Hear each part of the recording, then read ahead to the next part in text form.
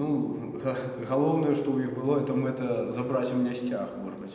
Но я яго, так как яго не аддаваў, то яны супраць мяне жорстка просто пачалі збіваць.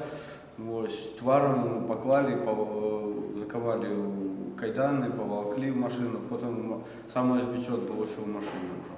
Калі ніхто не бачыў, бо тут людзі натоўп сабраўся, калі закаваны ляжыш у кайданах на басы, маеш толькі пару ботаў і ўсё, там некалькі раз адключаўся.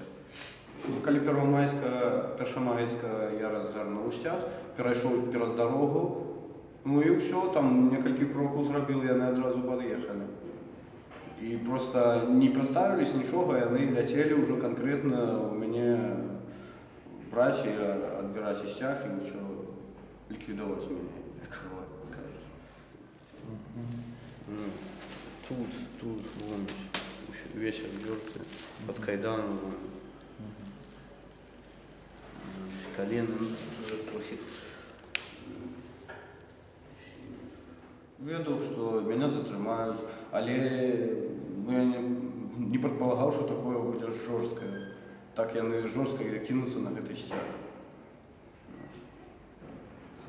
Адчуваю, як адчуваю. Усё баліць, галава, вельмі моцна галава і зубы баляць і челюсть баліць. Вельмі моцна, вока таксама.